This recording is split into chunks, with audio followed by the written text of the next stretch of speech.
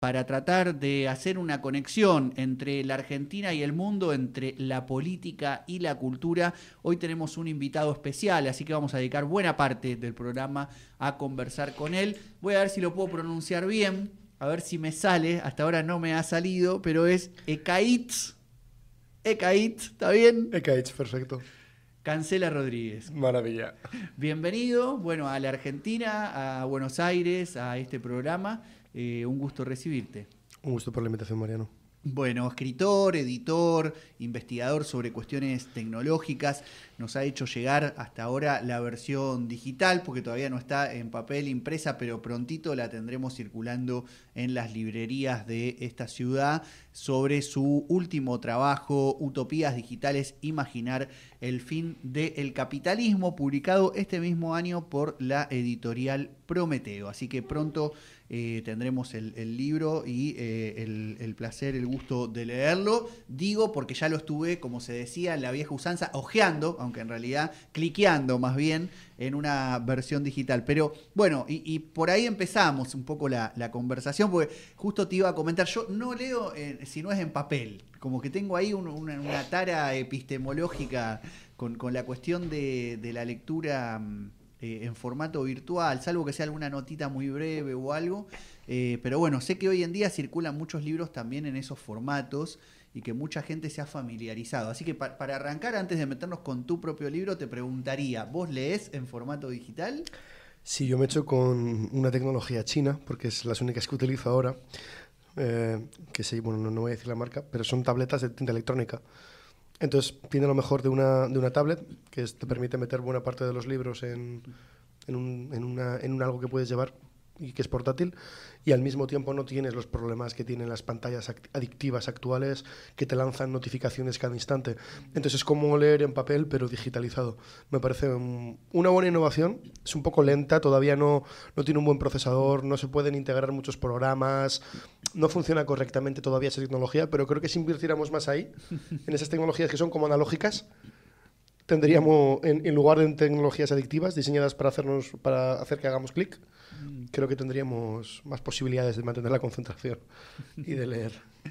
Bien, bueno, es un poco tu tema, ¿no? Acá un poco la presentación que hace la editorial, ¿no? También para un público argentino que quizás llega a tu nombre por primera vez y pone el punto en esa investigación de la intersección entre tecnologías y capitalismo, ¿no? Es un poco tu tema, podemos decir, central, mayor interés, y bueno, ya has volcado gran parte de esto en este libro. ¿Cómo estás viendo? Me gustaría también como dar los primeros pasos de esta conversación sobre la situación de lo que se dice el mundo pospandémico, ¿no? ¿Cómo estás viendo vos que ha quedado este vínculo entre capitalismo y tecnología tras la pandemia, ¿no? Las élites dicen que la pandemia ha sido como adelantar 15 años en pocos meses, ¿no? Lo que hemos visto ha sido que con la excusa de la digitalización se ha llevado a cabo una agenda encubierta de privatización. Primero, para solucionar problemas que encima no tenían nada que ver con la tecnología. Buena parte de los problemas que tenía Europa tras una década de austeridad, que era subfinanciación de los recursos públicos, de la educación, de la salud, la única solución ha sido, en lugar de invertir en camas, en recursos hospitalarios, en profesionales, lo que han hecho ha sido básicamente delegar buena parte de la infraestructura en Silicon Valley, en las grandes tecnológicas. Entonces, no solo vemos una forma de solucionismo tecnológico, intentar dar problemas tecnológicos a cuestiones que son sociales y políticas, sino al mismo tiempo esta privatización encubierta con el subterfugio de la digitalización.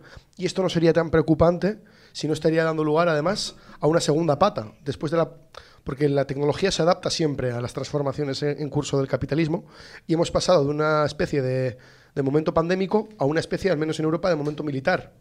Entonces estamos viendo que buena parte de lo que antes se defendía como digitalización ahora se está haciendo como militarización, ¿no? Entonces ahora las inversiones que están llevando a cabo los estados europeos, los fondos, todos los recursos que están gastándose, están yendo a parar a lo que yo llamo, o lo que se puede llamar neoliberalismo militar, ¿no? Que se diferencia del keynesianismo militar en que el derivado de esta industria no va a los trabajadores. No estamos en ese keynesianismo de guerra donde, bueno, al menos tenemos pleno empleo, aunque estemos en guerra con los nazis, ¿no? Ahora estamos en guerra y buena parte de los derivados de este sistema se va a los accionistas de Silicon Valley, que son los que están poniendo las tecnologías las plataformas de tecnología punta y de inteligencia artificial para la guerra. Entonces estamos en un momento bastante de reconfiguración de todo. Bien, un momento también, digamos, donde hay discusiones en torno a cómo vincularse desde el pensamiento crítico, desde los activismos y las militancias que intentan cambiar esta realidad injusta que se vive con el capitalismo global ya desde hace varias décadas, ¿no? Como imposición, digamos, de un orden a nivel internacional frente a estas tecnologías, ¿no? Hubo en algún momento muchas discusiones, algunas llegaron acá a través de algunas editoriales como Caja Negra, por ejemplo, con las discusiones que ha planteado el aceleracionismo, ¿no? En torno a, bueno, si posicionarse desde ese desarrollo tecnológico para tratar de acelerarlo y democratizar, o bien recuperar espacios más anclados en la territorialidad comunitaria, por ejemplo. En la Argentina, y con la pandemia, se notó mucho también como el corte social, ¿no? Es decir, por ejemplo, hubo una gran virtualización de la vida en sectores medios y de los trabajadores, las trabajadoras inmateriales, y una fuerte recomposición del lazo territorial comunitario en los sectores más empobrecidos, la fracción más plebeya, ¿no? de lo popular. ¿Cómo lo estás viendo vos, en general, por lo que investigás, en el lugar donde vivís? Que después me gustaría también preguntarte un poco también por Euskal Herria. Vamos. No, yo lo primero, con todo el respeto a Caja Negra, pero creo que tendríamos que ser cuidadosos a la hora de traer los debates eurocéntricos y buena parte de los problemas asociados a ello, ¿no? O sea, creo que el aceleracionismo es un falso debate.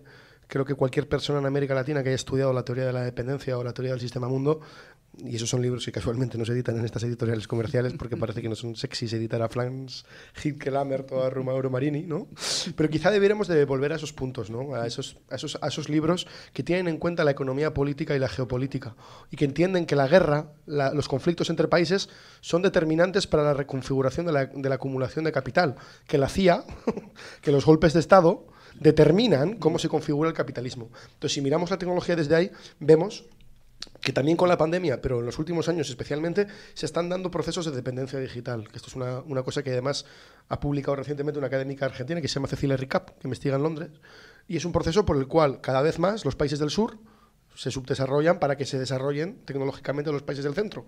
Quienes proveen las infraestructuras desarrollan las plataformas por las que luego hacen pagar a los países de América Latina, en este caso mira Milei, ¿no? Que quiere, en un momento de cuestionamiento del Estado, cambiar el Estado por una licencia de Microsoft o por un servicio de Google, ¿no? Entonces, yo creo que tenemos que ser claros con esto, porque creo que lo que tenemos que ir es a una política de autonomía y de soberanía tecnológica que entienda estas relaciones de dependencia, ataje, las trabaje y las ataque, y sobre todo para salir de un modelo donde la tecnología pareciera que hubiéramos alcanzado el mayor progreso de la humanidad gracias a Silicon Valley, ¿no? La hegemonía cultural de las tecnológicas, y en lugar de pensar que la tecnología solo la puede desarrollar un CEO en un garaje, que es falso, yo creo que las tecnologías las tenemos que pensar como que las pueda desarrollar precisamente eso sin nombre, ¿no? O sea, ¿cómo hacemos para socializar las infraestructuras, entregárselos, lo que tú denominas economía popular, o cómo se lo entregamos a la sociedad civil, o a los movimientos sociales, o a la gente que verdaderamente conoce los problemas tecnológicos, no ingenieros en Palo Alto,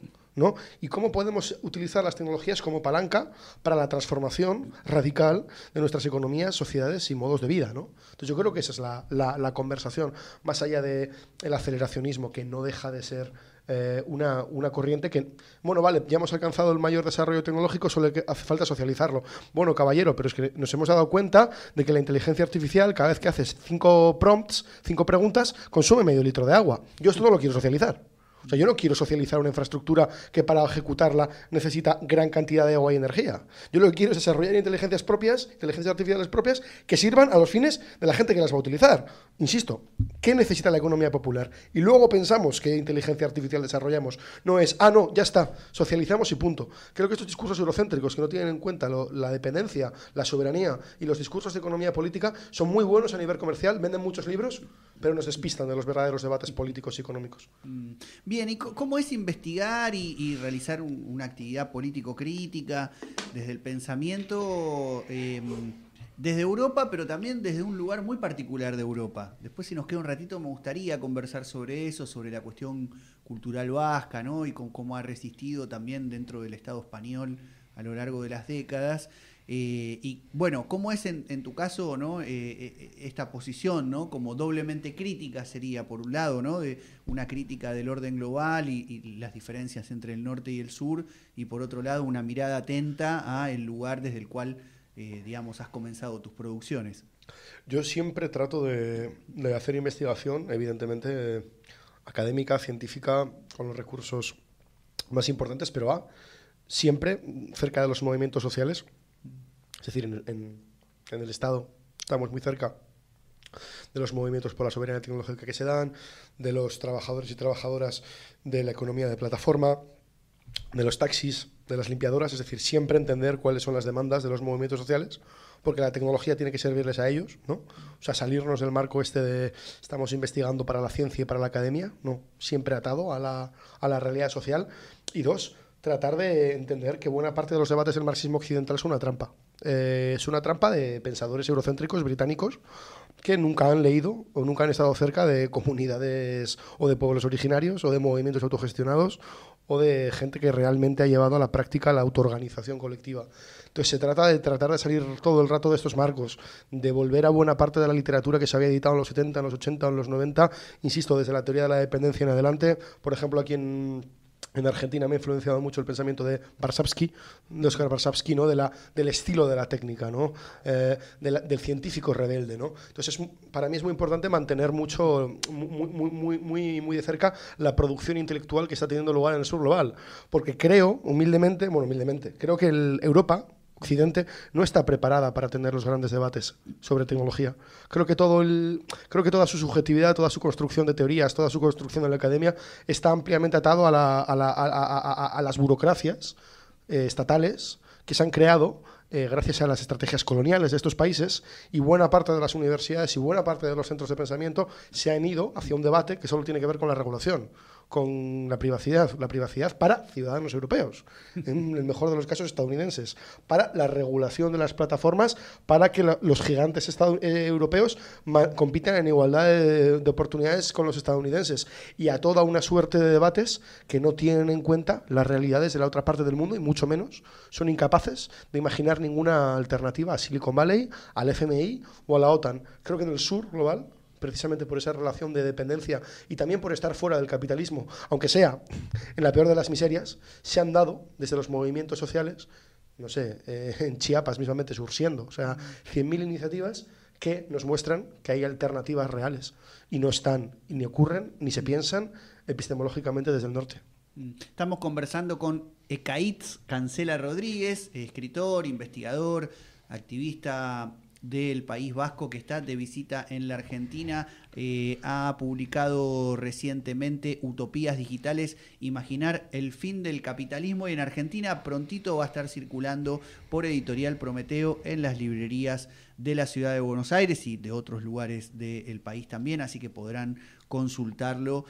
Aquí estamos realizando esta conversación para pensar un poco esas intersecciones entre tecnologías y capitalismos, entre Europa y América Latina, entre el pasado reciente y la actualidad de este mundo que se ha acelerado tanto con la pandemia, como decíamos recién. Me gustaría preguntarte un poco entonces sobre cómo viene también la situación en el País Vasco, cómo estás viendo ahí el proceso en relación a, bueno, esa rica y compleja tradición cultural que tiene, digamos, ya como mucha historia, y los procesos de globalización, de la mano también de las tecnologías, ¿no? Donde todo el tiempo estamos viendo imágenes y videos y escuchando cosas y bueno, y leyendo textos que tienen que ver con realidades de otros lugares tan lejanos. ¿Cómo estás viendo ese proceso ahí, ¿no? De la propia cultura vasca, su permanencia y la globalización actual? Las élites económicas vascas, políticas económicas que se organizan en torno al PNV, Partido Nacionalista Vasco, llevan desde los años 70-80 siendo incapaces de responder al proceso de desglobalización. Entonces, llevan inventándose cosas como la industria 4.0, las Smart City, 40 años, pero son incapaces de corregir el gran problema que tiene el País Vasco, que es la desaparición de la industria y la gran desaparición del tejido productivo, lo cual está afectando a buena parte del estado del bienestar. Es decir, las élites no están sabiendo equilibrar las necesidades de acumulación de las grandes empresas y el estado de bienestar. Y está dando lugar a un proceso de venta y de privatización absoluta del País Vasco. Eso en el plano más económico y político. Luego, en el plano más cultural, tenemos una cosa que se llama el euskera, que es un idioma que es bastante más antiguo que el castellano, que ni siquiera tiene tradición romance y que nace con una vocación simbólica y cultural dentro de los procesos socialistas y de lucha de liberación nacional. Es decir, el euskera se erige como un espacio donde integrar a la clase obrera, darle un símbolo para agruparse en torno a la lucha contra el capital. Esto ha cambiado bastante, especialmente desde el fin de la lucha armada, desde el fin del terrorismo y especialmente desde el giro institucional que ha llevado a cabo la izquierda abertzale. Y el euskera se está convirtiendo cada vez más en una especie de casi de nicho de economía popular dentro de Europa, de Euskadi, ¿no? Es decir, es como la gente que ha estado en los procesos de la banda armada, ahora se reactualiza dentro del euskera.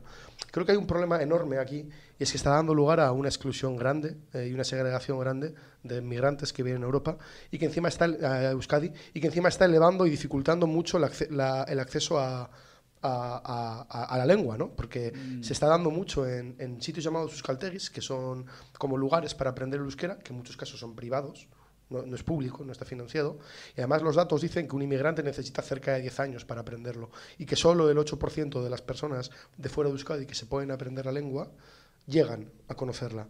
Entonces, estamos teniendo un problema enorme porque cada vez hay más migración en el País Vasco y cada día la gente sabe menos euskera. Y yo creo que aquí, en lugar de defender esta agenda casi conservadora, vamos a tratar de proteger el euskera para quedarnos nosotros con los cargos de la administración pública y mantener nuestra posición de clase media, gente que viene de la lucha armada y sus familias, creo que tendríamos que ir hacia modelos más ricos. Es decir, ¿cómo hacemos que aprender euskera sea divertido gracias a las tecnologías? ¿Cómo utilizamos toda la complejidad? ¿Cómo conseguimos crear sistemas para aprender el euskera y sus palabras? Puede ser mediante juegos, mediante otro tipo de tecnologías que nos permitan descubrir mejor. Quiero decir, las tecnologías, el procesamiento del lenguaje permiten extraer buena parte de los corpus lingüísticos. Tú puedes estar leyendo un periódico, apuntar palabras en tu tablet electrónica, de tinta electrónica, estas palabras no me las sé, y después revisarlas y aprenderlas.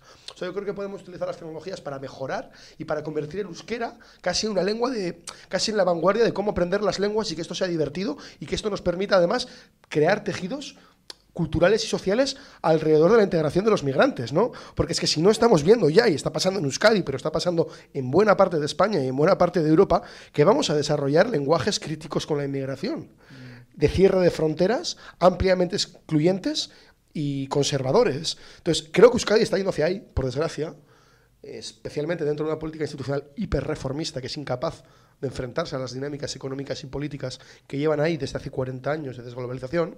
Y creo que el euskera podría ser algo hermoso, otra vez algo de vanguardia, algo que de verdad nos permita devolver la centralidad que tenía en la clase obrera, pero entendiendo que la clase obrera, que lo tiene que entender ahora, es racializada, feminizada y ampliamente precarizada. No son clases medias que llevan a sus hijos a colegios concertados en los que pagan para que aprendan euskera y no se relacionen con migrantes. Yo creo que esto hay que echárselo en cara a Euskadi y al mismo tiempo decir, oigan, ¿por qué no dejamos de pensar como si estuviéramos en el siglo XX y convertimos el euskera en una vanguardia de aprendizaje? Te estaba justo por decir, digamos, que hay como una gran capacidad de comprensión de las mutaciones que han acontecido en el pasaje del siglo XX al siglo XXI, ¿no? Aquí, por ejemplo, se nota mucho también a la hora de pensar la rica tradición de las experiencias nacional populares, ¿no? Latinoamericanas, antiimperialistas. En el caso argentino, una experiencia como la del peronismo y las mutaciones que ha tenido la clase obrera, el mundo popular, y cómo muchas veces ese tipo de discursividades, incluso de experiencias que logran defender ciertos derechos que en otros países latinoamericanos han sido arrasados por una ofensiva neoliberal más fuerte. Sin embargo, a la hora de comprender los nuevos fenómenos, tienen como una dificultad muy grande, ¿no? Y bueno, y ahí entra en crisis no solo el mundo del trabajo, sino también el mundo de la educación, ¿no? Como vos decías, el formato escuela, ¿no? Parece estar siendo como algo que cuesta cada vez más a las nuevas generaciones permitirse un ámbito de concentración y de disciplina corporal y de atención, etcétera, vinculado, ¿no?, a 30 personas en un aula, sentadas durante una cantidad de horas al día para tratar de aprender. Vos decís, bueno, ahí la tecnología, ¿no?, tiene para aportar, y sobre todo las izquierdas, las militancias populares tienen como de algún modo una tarea por delante, que es quizás pensar más creativamente esta dinámica, ¿no? ¿Cómo lo has visto, si has estado también viajando y bueno, si has estado en contacto con espacios sociales, culturales, políticos?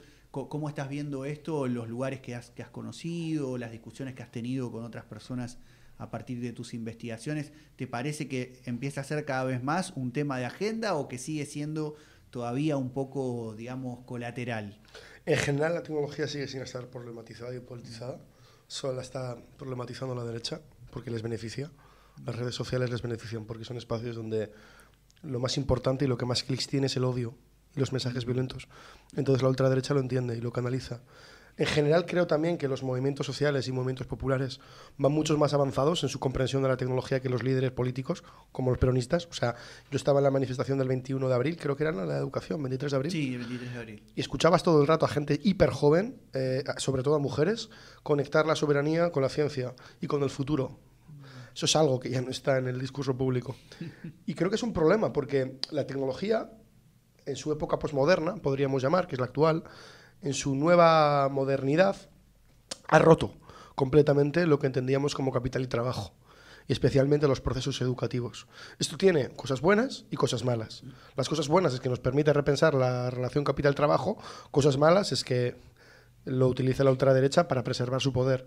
En el caso del peronismo es como muy interesante, ¿no?, que es como el defensor principal del capital y trabajo. Tú ves que en la economía política, en la economía digital, cada vez más trabajas y juegas. La diferencia es cada vez más superflua. Incluso toda la economía cripto, que ha tenido mucho peso aquí en España, está basada en trabajar y jugar, en poder jugar en un juego, desarrollar el personaje y luego venderlo. Todo el modelo de la economía digital del influencer se basa en eso. Yo hago mi programa, yo trabajo, pero quiero, aunque tenga que convertir mi vida en un show, quiero que mi vida sea divertida. Entonces, creo que el peronismo no ha entendido, y su modernidad popular no ha entendido, que estas instituciones que dieron lugar a lo que se entendía como la hegemonía del peronismo en la sociedad argentina han cambiado radicalmente. Creo que Milei lo ha entendido. Creo que esto cambia principalmente en 2002. Sé que habláis mucho de fechas, pero creo que cambia con Kirchner, ¿no?, con Cristina Fernández Kirchner, cuando se da la gran recuperación económica suya y se queda tanta gente por el camino, que se va desarrollando una mentalidad de sujeto emprendedor, ¿no?, donde la gente no tiene suficiente plata como para formar parte de un trabajo y que solo sobreviva y sobrevivir con eso, sino que la gente va creando cada vez más redes locales con las que medrar, ¿no? Entonces se va creando ese sujeto emprendedor que Milei entiende, que Milei asimila y que Milei le da una salida, que es la salida del criptobro. Es decir, Milei entiende que la diferenciación que hacía Marx y Perón de 9 a 5 eres un trabajador y de 5 a 9 ya veremos qué eres, qué tipo de sujeto, se va al carajo. Entonces yo creo que la izquierda tiene que entender esto y decir, en lugar de decir a la gente ha muerto la diferenciación de capital-trabajo y de 9 a 5 ya no vas a trabajar, es qué proyecto, qué instituciones populares para desatar la creatividad, el emprendimiento, la innovación, crea la izquierda, teniendo cosas como ARSAT ya existentes, que te permiten distribuir software en masa para que eso que tú también describes en tus libros, que es la economía popular, se autoorganice mejor con software. ¿Qué software de autoorganización creamos? ¿Cómo conseguimos crear plataformas para que todo el mundo pueda entrar de manera masiva en cooperativas? ¿Podemos pensar acaso una renta básica universal para sostenerlo, que coja todo el derivado de la plusvalía de las máquinas y lo invierta en esa renta básica en lugar de los beneficios de Silicon Valley? Yo creo que esas son preguntas que al mismo tiempo van a reformular lo que son las instituciones peronistas o de la modernidad popular del peronismo, que se van a dar. Y si no se hace ese trabajo de repensarse desde las corrientes actuales políticas, Milei y los neoliberales que empiezan desde Menem, siguen con Macri y llegan hasta el Pelucas, van a ganar. Si la izquierda no entiende este proceso de subjetivación que se está dando, ellos van a seguir utilizándolo para canalizar todo el odio en redes sociales. Necesitamos plantear tecnologías nuevas, instituciones nuevas, y tal vez la tecnología pueda ser una institución. Y creo que por ahí va un poco por dónde pensar salidas en este país. Bien, para ir cerrando, nos quedan todavía unos minutitos previo a la columna de Alejandro Weiner, psicoanalista, miembro de la editorial y la revista Topía. Quería preguntarte, porque mencionaste Milei, y bueno, para también volver a recomendar que en breve va a estar circulando en librerías argentinas, publicado por Prometeo, tu último libro, Utopías Digitales, Imaginar el fin del capitalismo. Para quien escuche y diga, bueno, a ver, busco, y el gesto típico de busco en internet, ¿no? ¿No usas redes sociales? Solo Twitter. Solo Twitter. ¿Qué sería? ¿Querés decir? Ecanrog, E-C-A-N-R-O-G. Bien. Cancela Rodríguez. Bien. ¿Y qué te ha llevado a no usar otras redes? ¿Las usaste antes y las cerraste? ¿Nunca las usaste? Te lo pregunto porque justo mencionaste a Milei y como, digamos, Milei instaló mucho la discusión sobre la comunicación directa vía redes y esta imagen del influencer es un poco también trasladada a la política, ¿no? ¿Qué mirada tenés con eso? Pero desde tu experiencia personal me gustaría que nos contaras, digamos, ¿qué te pasa a vos con el mundo redes sociales, digamos? Es curioso porque Hitler llevó a cabo la estetización de la política a través de la radio para canalizarlo sobre una dictadura fascista, y Milei lleva a cabo una estetización de la política por vías comerciales, ¿no? Entonces no podemos hablar de fascismo, pero podemos hablar de un fascismo posmoderno, un autoritarismo posmoderno. Yo no tengo redes, principalmente me desactivé Instagram hace 11 años y lo hice porque me parece una falta de... un problema de tiempo. O sea, yo no tengo tiempo para andar viendo fotos de gatos, culos y osobucos. Quiero decir, está muy bien, cuando tengo que comer carne la como y ya está, pero estas burbujas donde las grandes tecnológicas llenan los vacíos de la modernidad actual, es decir, nuestra tristeza, nuestra falta de certidumbres, nuestra falta de referencias existenciales, no sabemos cómo construir nuestras subjetividades, no sabemos cuáles son nuestras identidades. Creo que estos procesos, que son hiperambivalentes, hiperdialécticos y que forman parte de la crisis de la modernidad en la que estamos atrapados, creo que Silicon Valley lo utiliza, nos da aplicaciones adictivas para que volquemos ahí toda nuestra vida y en lugar de solucionar ese problema, que es provocado por el neoliberalismo de individualización, de tristeza, de ansiedad, provoca más problemas y acrecienta esos problemas. Es decir, generan más tristeza, generan más desesperación y generan más depresión. Entonces decidí salirme por eso, porque prefería, sé que es una buena herramienta de promoción, pero prefería buscar otros vínculos sociales. O sea, prefería llamar a mis amigos cuando fuera necesario, o prefería tratar de crear otras estructuras sociales y salir un poco de Instagram también como una promesa política. Sí, si tuviera Instagram tendría muchos seguidores y vendería muchos libros, o más libros de los que vende uno sin tener Instagram, ¿no? Pero si no lo haces, ¿qué pasa? No pasa absolutamente nada. Tú dedicas menos horas al día, solo tienes que ver el hilo de Google News, a ver qué te has perdido, y el hilo de Twitter, y ya está.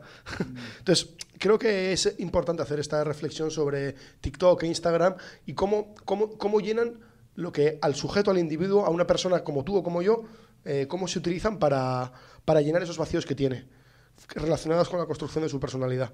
Creo que si hacemos esa reflexión, igual nos empezamos a dar cuenta de que Instagram no lo llena, sino todo lo contrario, lo pervierte, hace que no nos sintamos tan bien, que nos sintamos peor. Y creo que si vamos hacia una comprensión de ese lado, creo que estaremos en mejor posición en el futuro para imaginar otras redes sociales, que quizá nos ayuden a encontrarnos, a coordinarnos digitalmente, pero en espacios físicos, ¿no? El otro día estábamos tú y yo charlando en el espacio de la Rosa Luxemburgo, ¿no? O sea, que una red social te ayuda a detectar ese evento en base a tus intereses, ir allí, y allá nos sentamos, allá conspiramos, allá debatimos, allá nos empezamos a organizar, allá empezamos a diseñar estrategias. Eso no se puede hacer en las redes sociales.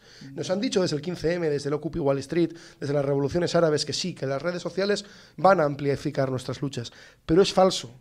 Es falso porque los mensajes que se distribuyen ahí, los argumentos que corren ahí, solo favorecen la simplificación, la estetización de la política que beneficia a Milei y a la ultraderecha. Entonces, si queremos salir de ese marco y queremos politizar la tecnología, tenemos A, que imaginar nuevas tecnologías, y B, organizarnos de manera estratégica. Y eso no ocurre ahí en Instagram. Tengo un amigo que decía siempre, ya no hay hechos, solo publicaciones. Publicidad. de Instagram, y hay algo ahí también para pensar en términos del formato que se impone, ¿no? Porque vos decías, si tuviese Instagram quizás vendería más libros, tuviese más seguidores, pero hay que ver si una persona que escribe libros con un determinado perfil y habla y se maneja de una determinada manera, logra esa cantidad de seguidores, o si para conseguirlos tiene que empezar a construir un personaje que va contra eso que escribe, eso que piensa, eso que trata de tramitar a través de un libro, ¿no? Creo que es parte de las discusiones que nos atraviesan. Yo hace 2 años me di de baja todas mis redes, después me las volví a abrir y ahora he tomado una decisión ya hace tiempo, lo que hace que tenga poca interacción, pero que es solo entro una vez por día un ratito, publico algo, miro alguna cosita y salgo. Digamos, muy bien. ¿no? Como una autovigilancia, lo que hace que obviamente uno no tenga mucha interacción, porque como uno no comenta, no pone me gusta, no entra, y las formas en las cuales se presentan, digamos, las cuestiones que uno hace no tienen como ese glamour, digamos, que la red social por su lógica reclama, ¿no? Tanto Instagram como TikTok, como vos decías, pensando también en un poco la extinción de Facebook, ¿no? Que todavía se sigue usando, pero que cada vez menos, y franjas etarias más grandes, donde quizás era una red donde circulaban textos y comentarios con ciertos debates. Eso la red Instagram y la red TikTok no lo habilita, ¿no? Pareciera que toda la lógica pasa por la imagen y por una cuestión muy breve, casi instantánea, de sucesión de una cuestión a otra, ¿no? Entonces, bueno, cuestiones para poder abordar, así que vamos a volver a reiterar, porque esto después circulará más allá de AM 830 Radio del Pueblo, por otros canales también y otras redes amigas con las que tejemos un poco la comunicación y la intervención política. Utopías digitales, imaginar el fin del capitalismo, de Ekaitz Cancela Rodríguez, publicado en Argentina por Editorial Prometeo. Estamos en los segundos finales, así que si querés decir algo más, de mi parte agradecerte esta conversación radial. No, yo muy agradecido por este espacio. Son donde se nutren, se piensan, se conspiran las alternativas, y solo recordar que si Milei ha hecho su primer viaje a Silicon Valley y su primera gran decisión política ha sido privatizar el Estado con la ayuda de Google, quizá politizar la técnica sea un espacio para atacar estratégicamente la ideología y la hegemonía cultural que tienen estas posiciones reaccionarias.